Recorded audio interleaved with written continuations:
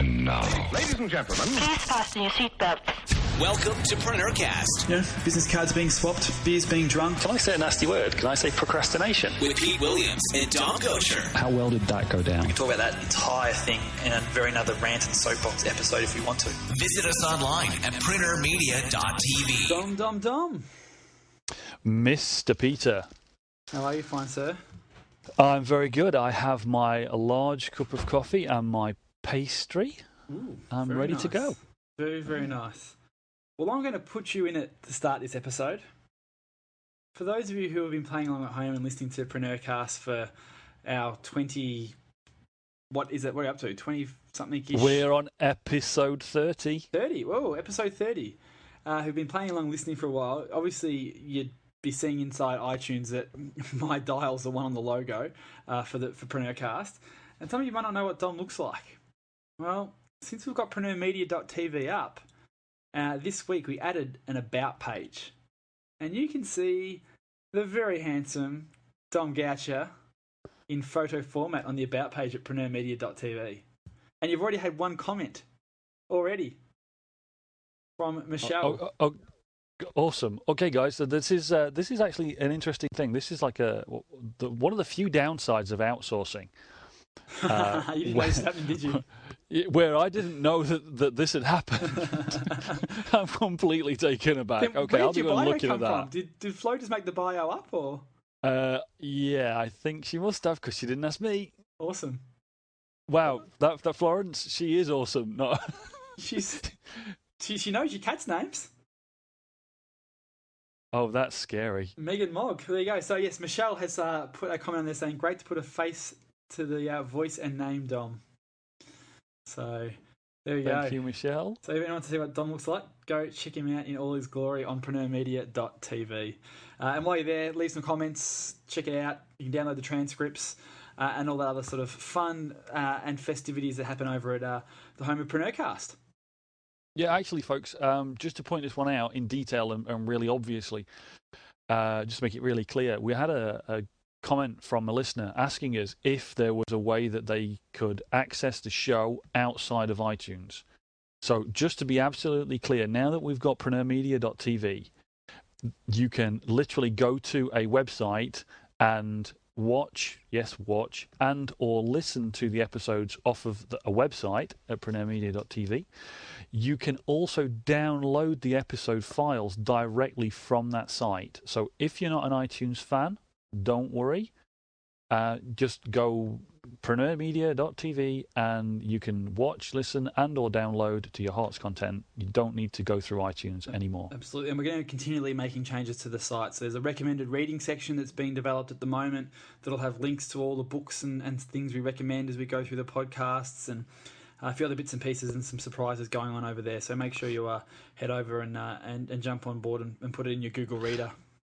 In fact, that's a very, very good point, both the Google Reader point, because there is now an RSS feed on that site, but secondly, and far more importantly, because we've been in iTunes for so long and everyone accesses this show very, very differently, I'd just like to, again, make it clear. If you go to PreneurMedia.tv, it's really, really easy now to see the show notes. We've been talking for 30 episodes. Oh, yeah, it's in the show notes. It'll be in the show notes. We put it in the show. But a lot of people actually can't find the show notes, despite all the efforts that we've gone to make them accessible in all the different places that iTunes and all the different podcasting listening tools, despite where they put them, we've done our best. But they're still not that easy to get to and access and use. And yet there are 30 episodes worth of show notes. All of the books we review and refer to, all the websites we talk about, anything that we mention, if we can remind you about it or link to it, they're all in the show notes. So the great thing that Florence has done in putting together Preneur Media and the rest of the team and putting together PreneurMedia.tv is all those show notes are now on the webpage with the episode. So go check it out and give us some feedback. Perfect. So let's get into this week's episode, mate. What are we edutaining about? Edutainment. Oh, I like it. You've been reading the comments again. We have talked in various episodes in the past about various methods. Well, not various methods, but about taking notes. We have. But we've not really drilled down to it. I've made offhand comments about mind maps, and you've talked about things like making notes as you're reading through things. We've talked about capturing information as part of a GTD workflow. But note-taking and capturing information, I think, is really, really important to everybody.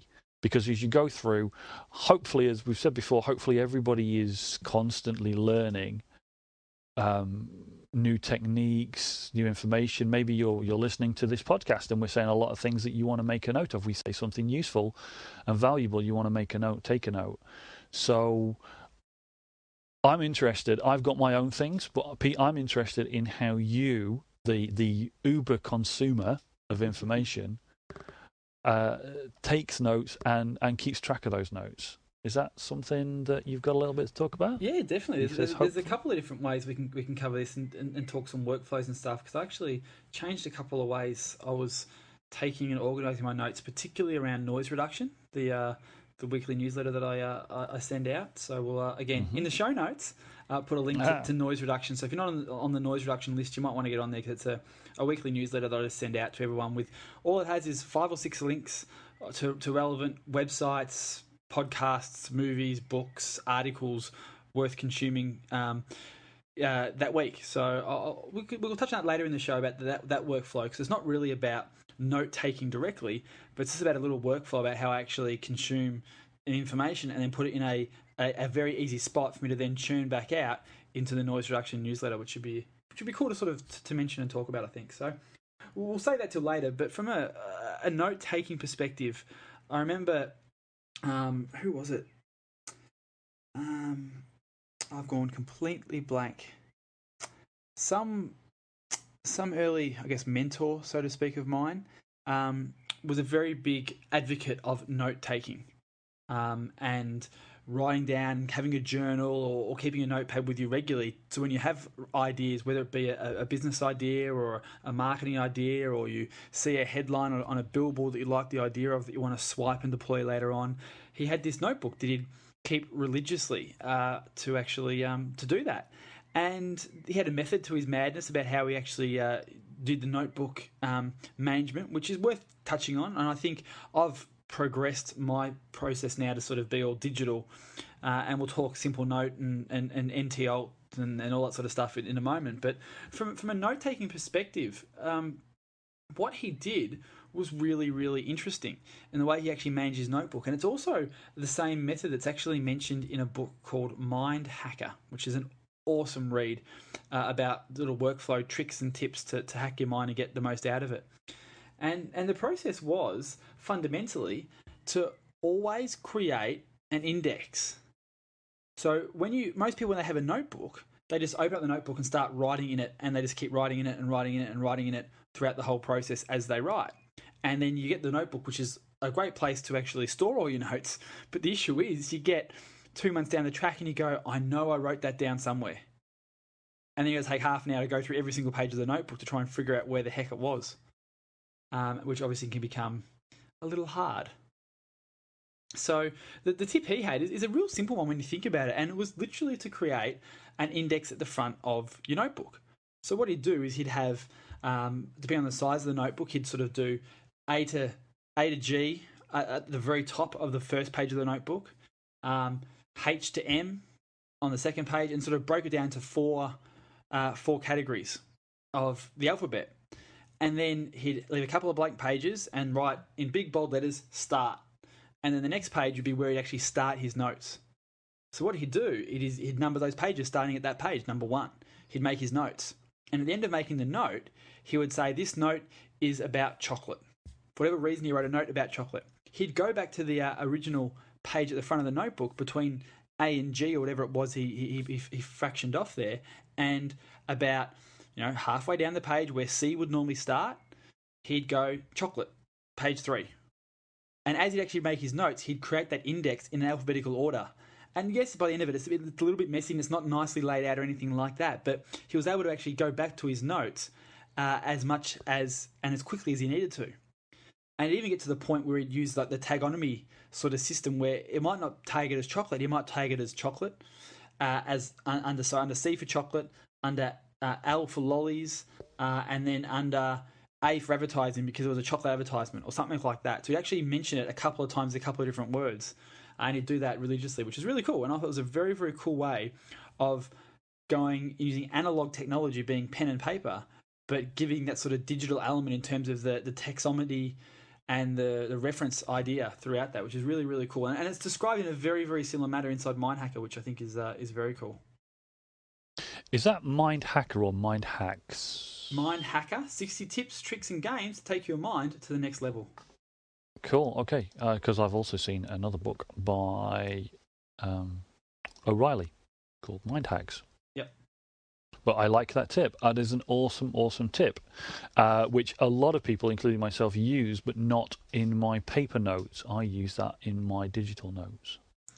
Okay, so let's talk digital notes. That's probably the next thing. So I think, really recommend you keep notebooks for various things. It's like you can get a tiny little pocket-sized notebook that you can chuck in your back pocket next to your wallet and use. But ideally, in today's day and age, you've got iPads, iPods, computers, and all that sort of stuff. And there's obviously much better ways to do that for searchability and for reliability and redundancy and backup and all that sort of stuff. So how do you take your notes digitally? How do you apply this from a digital perspective, Dom? Well, before I go digital, let's just go back to the analog thing, because I have a little A5 notepad. Yep. That I have. A5 is smaller than letter size for the US guys, about half letter size for the US folks.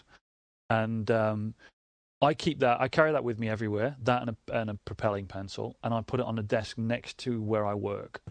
And if you could see my work desk, I have more technology than really it should be legal to have in one place. There's probably some critical mass issue happening on my desk right now. Laptop, desktop, iPod, iPad, iPhone, more screens than really you should need. And yet I have this A5 pad.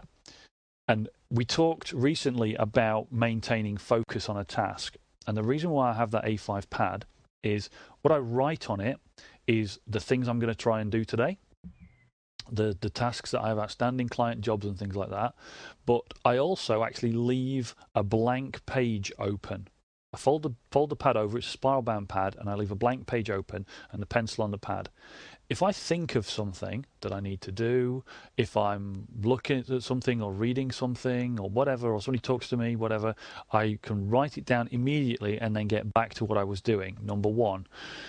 Number two, if I'm interrupted, before I actually take the interruption, I write down what I was doing.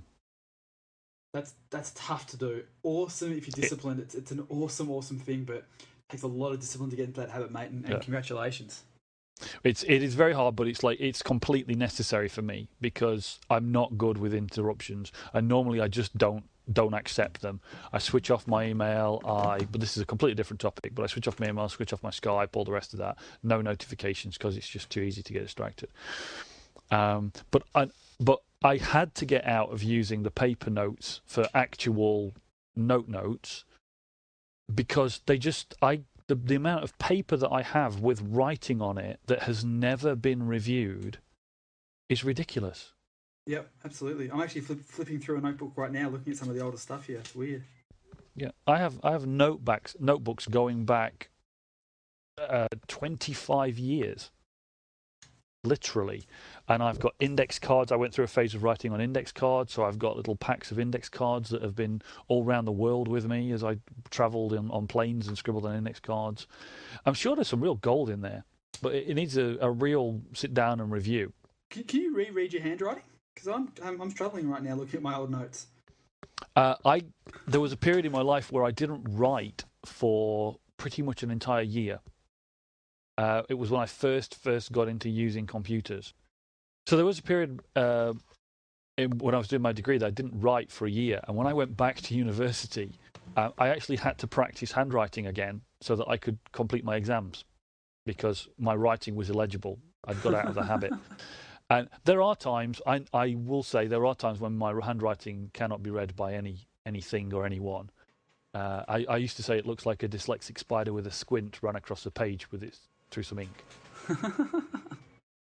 But if I'm taking a note of something that I want to be able to review at some point, I make sure it's legible. However in a rush I might feel that I am, and however important it is to get the information down, I make sure it's legible, having come across a large pile of illegible notes. But that lack of ability to review, and this was before I came across the very idea you talked about, this idea of putting an index in a notebook, which is an awesome way of overcoming that. If you do collect things into notebooks, I just went digital, and the big thing for me is Evernote. Yep. And I am a big Evernote. I will put my hand up and stand up in the group. My name is Dominic, and I abuse Evernote. I have an Evernote abuse problem. See, I don't. I never got into Evernote. I couldn't get into my workflow.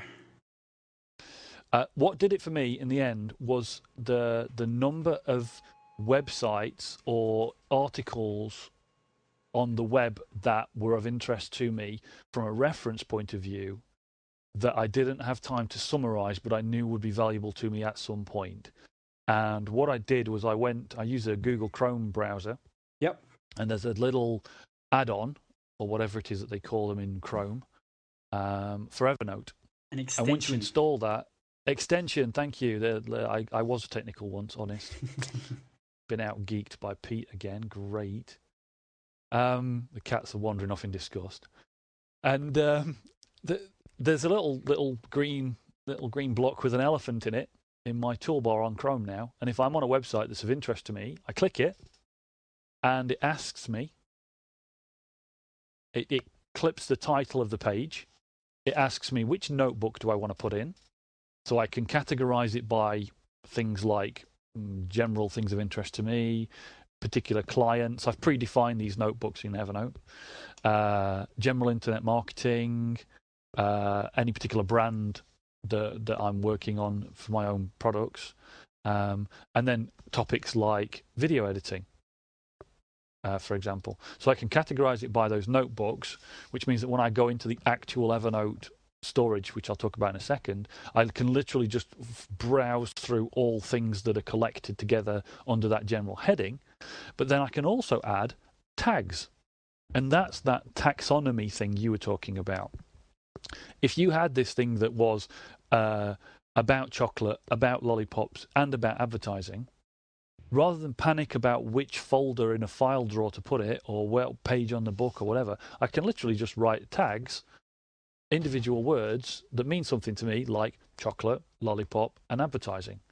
And then I can go back and search for all things in my Evernote archive to do with chocolate, or lollipops, or advertising, or things that are only to do with chocolate and lollipops and advertising. So I can drill down into that information really quickly. So for somebody who that either deals with a lot of reference material, like me, because keeping up to date with internet marketing and with video production online and other media production online is a pretty constantly moving topic. So all that reference material, it's awesome. I can go, what is the cinematic ratio for video, blah, blah, blah. Punch in a couple of words into Evernote, it finds it. It's not like searching in Google where you can get anybody's answer. It's my answers that I at the time thought were useful. And you can either capture the whole page, literally, or just a section of text off that page, or just the address, and stick it in there. Let me ask you this for some workflow, questions.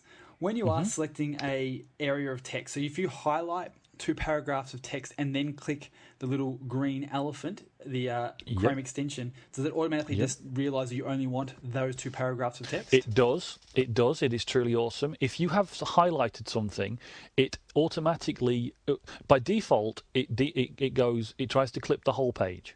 And there's a little box that you can say, even after you've popped the little box up, there's a little selector that says, clip full page, or just clip the address. If you select something, then it will put that in and tell you, I've selected this. Do you want the selection? Do you want the address? Do you want the full page? You can also write your own text notes. And even after all that's happened, you can still go back and update it and edit it and change it and do whatever. But yes, if you select something, so a quote or a paragraph or the relevant information, including pictures, it'll stick it in the archive. And I think the benefit of all of this to sort of really hammer it home, and what's possibly selling it to me, is that I use Delicios, yes, which is a online bookmarking tool, which is similar to Evernote to a certain extent. But all Delicios actually does is create a list of bookmarks. And the concern there is if that page goes away, that website gets changed, edited, deleted, moved, that reference material is gone. Whereas with Evernote, you have that. It's like photocopying a magazine and putting it in a filing cabinet in 1986. Absolutely. Now, just to backtrack a little bit, for anybody that hasn't come across Evernote, Evernote is a basically free service. You can pay to have the pro features, and the free service is limited by how much data you can transfer into the system over a period of time. And it also is limited with some of the more advanced searching facilities. But trust me, for the average user, you don't need it. You'd have to be a bit of a mega user. The only thing that some people who work in teams might find useful in the pro version is that you can share entire notebooks or notes between people, so two people can edit it. And what Evernote is an online, centrally based system that allows you to store any kind of data, not just websites and web pages and addresses. You can upload any documents to it, photos, PDF files, Word documents, and some of these documents it actually understands. One of the really ultra mega cool things about Evernote is that you can send it images and it reads them. Now, take conferences for an example.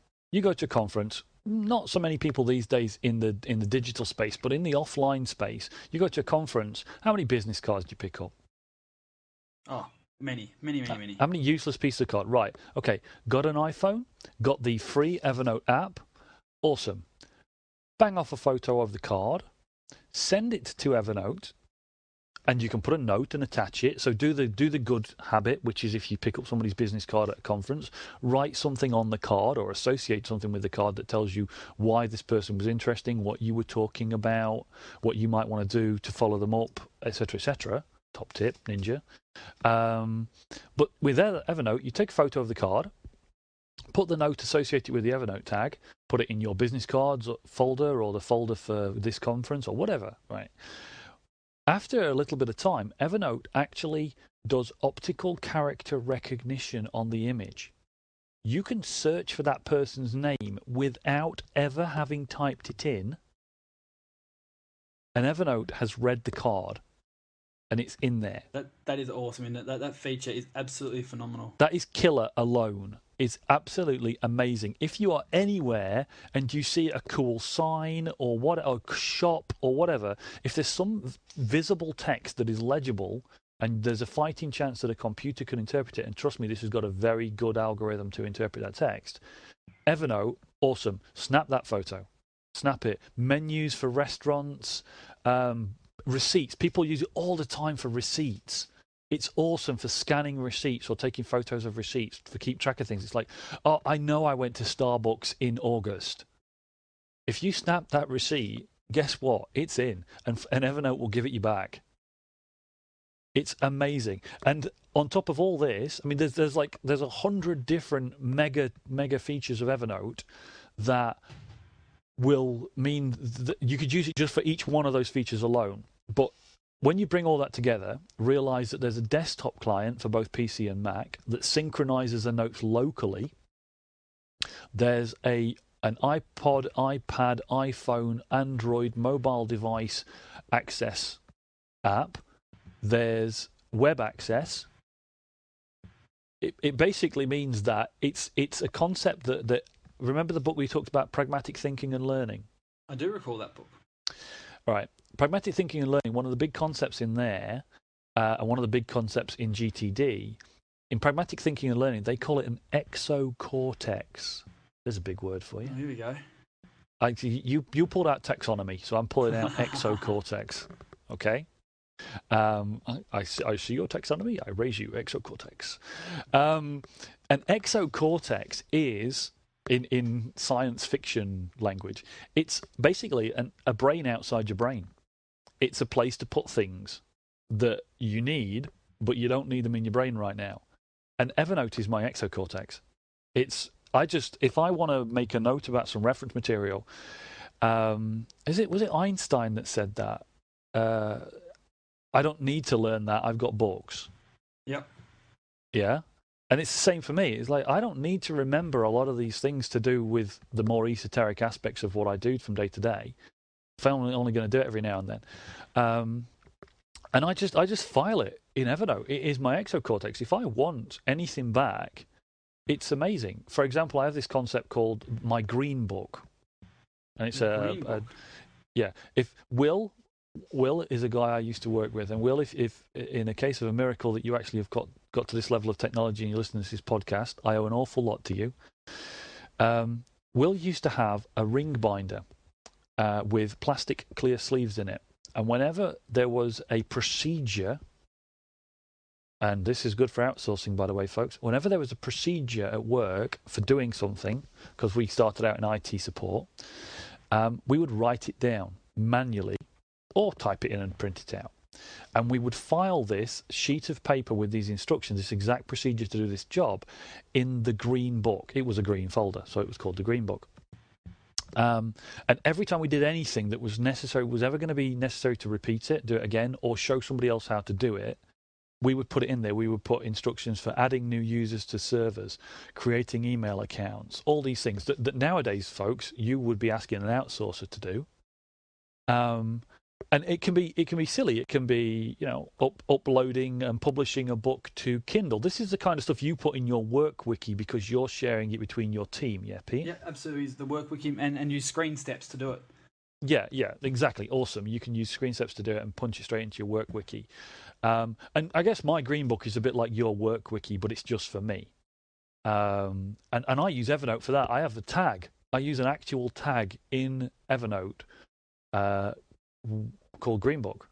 So if anything is potentially valuable as a process, rather than sit down and think, I should really distill that down to the key elements and blah blah blah blah. It's like, no, this is a process that I'm gonna. Somebody else has already worked it out. I'm gonna tag it Green Book because it's gonna be repeatable. I'm gonna need it. Yeah. Yeah. And Evernote as a green book, as an exocortex, as a personal work wiki, whatever you want to call it, that's it. I mean, I'm fully in Evernote. I have some little quirky things that's not in Evernote, but as far as things like that, reference materials and things like that, I'm in Evernote. Okay, so let me ask you this. Fine, sir. Simple note, notational velocity. Is that part of your workflow, or does Evernote do what that would do? And we'll explain what it does in a second. Right. Evernote does do what that would do. However, I have a pretty big issue with the speed of the workflow of Evernote because I am a speed freak like you. I am a workflow, lack of friction, get the friction out of the way kind of guy. And so this is my guilty secret. That's my little bit where I don't use Evernote. I do use Simple Note, the Simple Note NV-Alt team, more than I use Evernote on a day-to-day basis for capturing information. Let's talk Simple Note and explain to them what that is who don't know. Simple Note is a similar application to Evernote, web-based. No, it's not. Well, hang on. It so isn't. In that it's web-based and is a cloud storage facility of data. And what I mean by that is that with Simple Note, what you can basically do is you can have a range of notebooks or articles or text files, is probably the correct term to use, Sir Dom, in that you can have them all noted into your Simple Note application, which works on the web and on the iPhone. And then there's a Mac and a PC application that links into that service. And the one on the Mac that I use is NV-Alt. And basically what you can do is it is a searchable directory of all your text files. And is that a fair description or not, Sir Dom? It is, except for it's like Evernote. That's Okay. like saying a Ferrari is like a Ford Mondeo. They are. They are Yeah, both motor they're both vehicles. cars. They get you from one area to the next. Come on. Do you want to define simple note and notational velocity? Right. The core principle of Simple Note is it is a text editor. You cannot put anything but text into it. All right? True. So there is a marked difference between it and Evernote. Huge, massive, major, different continent difference between it and Evernote. The commonality, spot the teacher in the group, the commonality is that you can connect Simple Note to a central storage area, a shared cloud-based storage. By the way, you can use Simple Note storage or you can use Dropbox for this. So what we're talking about, and it's very important also, by the way, to say that I'm a big concepts rather than tools, specific tools kind of guy. So what we're talking about with Simple Note, you don't need Simple Note. You could do it with Dropbox and a text editor, as long as that text editor can access Dropbox, for which there are now a large number of text editors that can access Dropbox directly. But the great thing about this workflow is, one, for me, it's text-based. It's literally just for clipping bits of text. Yes, you can separate different text files, group them, you can even tag the files inside a Simple Note, but you don't, just normal text files, you can't do that. So let's keep it to the basic text stuff. But Simple Note is an app on the iOS platform. It's also a web-based app. You can get to it through a website to get these text notes. But the core of the principle is that the data is stored in a cloud out on the internet in some random location that can be accessible. And you can get desktop applications. The one you mentioned, and I use it too, is NV-Alt, which is a modified version of a tool called Notational Velocity. And the focus of these tools is the speed of which you can get the information that is shared centrally and search it. One of the awesome things about Notational Velocity, or NV-Alt, is the speed in which you can find notes that are in the archive, yeah? Absolutely. So think of the notebook that we spoke about earlier, and you can basically have that in Notational Velocity or Simple Note. So you can grab your iPhone out, open up Simple Note on the iPhone, and you've got your pocket notebook right there that you can search. It searches all your notes, all your text files instantly, and gives you back the ones that are relevant. And you type something in, and it syncs instantaneously with your other devices and things like that. So that's my new note-taking tool. Yeah, and that's why it's my note-taking tool as well. I've got a workflow now that really, really works for me on my iDevices, my iPad predominantly.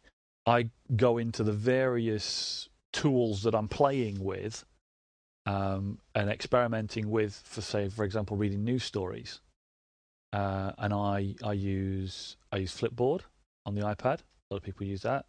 I also use something called Zeit with a Z, which is an awesome kind of discovery app for news. And while Zeit allows you to export things and go to Instapaper and all these other things that we might digress into, because I'm just playing with it, I haven't gone to the trouble of setting up all those services.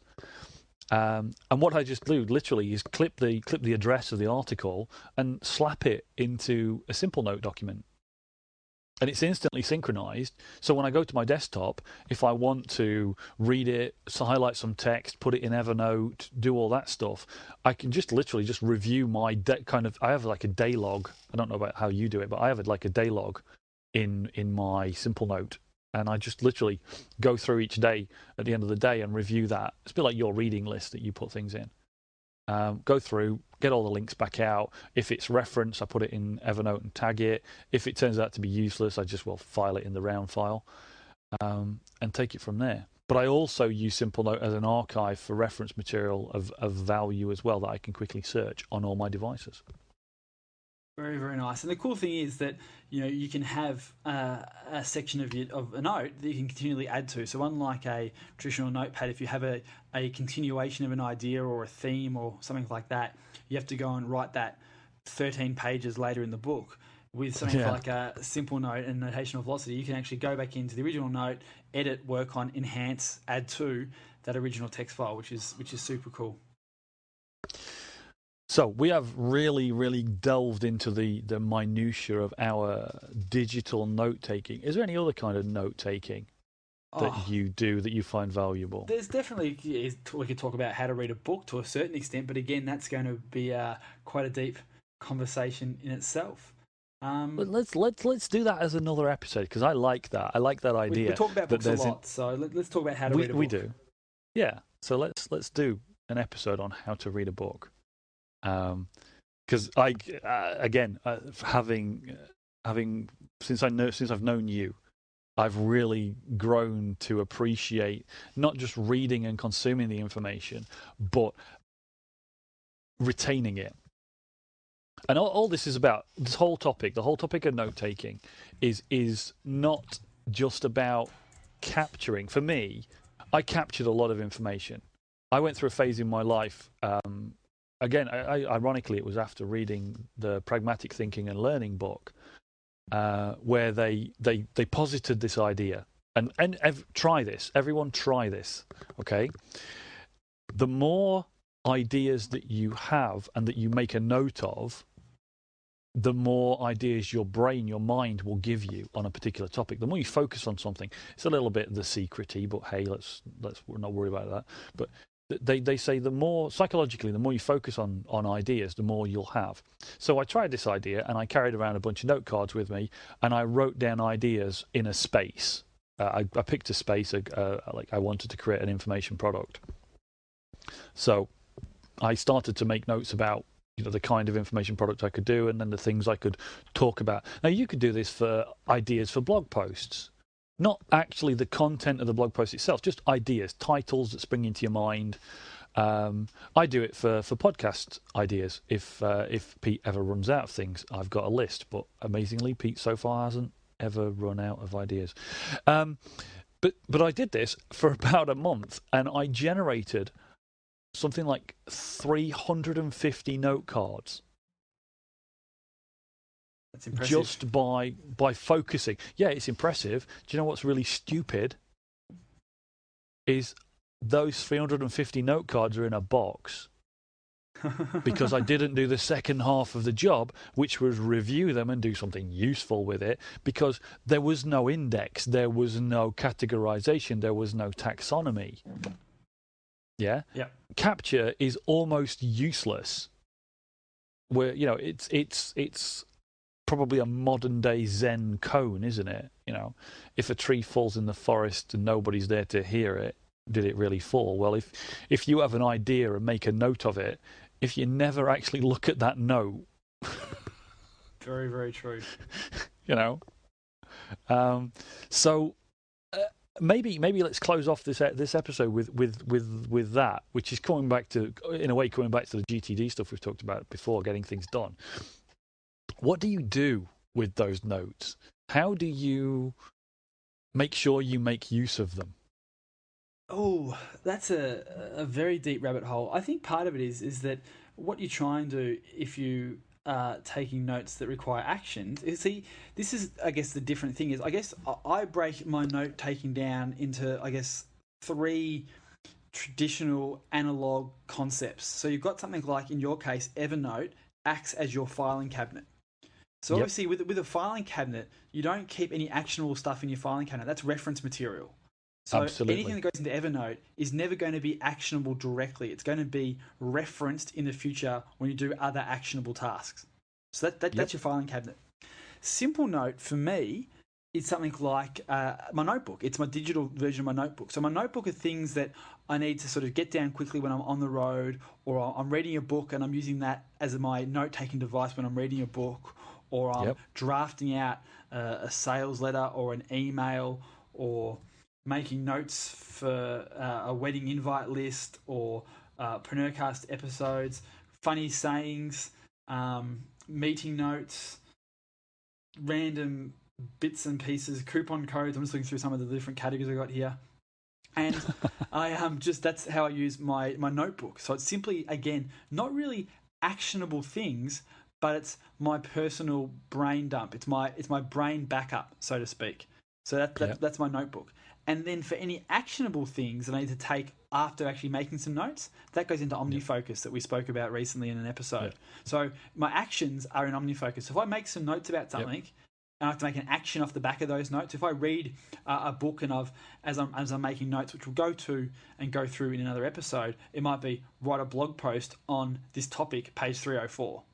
I'll then actually, at the end of that note-taking session, so to speak, I'll then go back through that and review it and go, okay, what are the action points off this? Okay, there's a few action points here. Bang.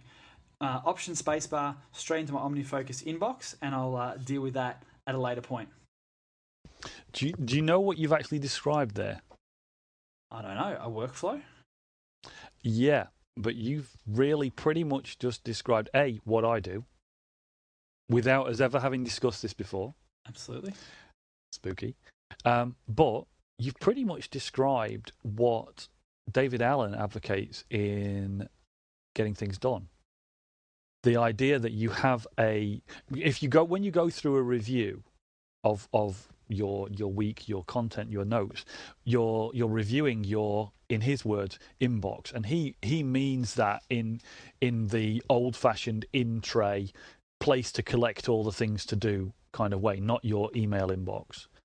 And so your simple note text files are part of your collection point. Yeah.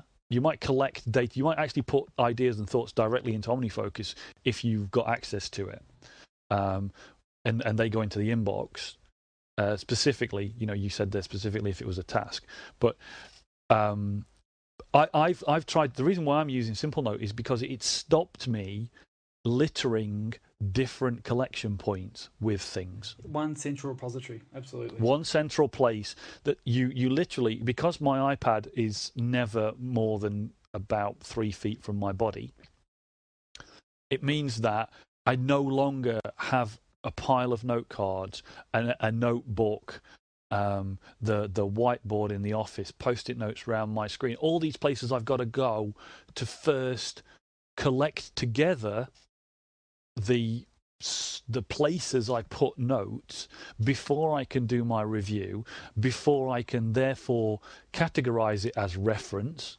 which David Allen talks about. Is it reference? Yeah, right. File it then. File it in somewhere where you can get it back. Well, that's Evernote for me. If it's actionable, do it, delegate it, or defer it. And so, in your case, if it's actually something that needs tracking, you're going to put that in OmniFocus, because OmniFocus is not just your kind of task allocation system, it's your task tracking system as well. So once it's notified as being a task, that's where you put it. Yeah? Absolutely. And that's it, and that's basically GTD in 3 programs. Yep. Brilliant.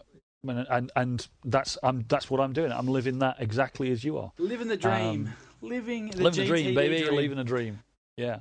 But again, let's not focus on the tools. Let's bring up to a high level before we finish. What we talked about there was by using text files.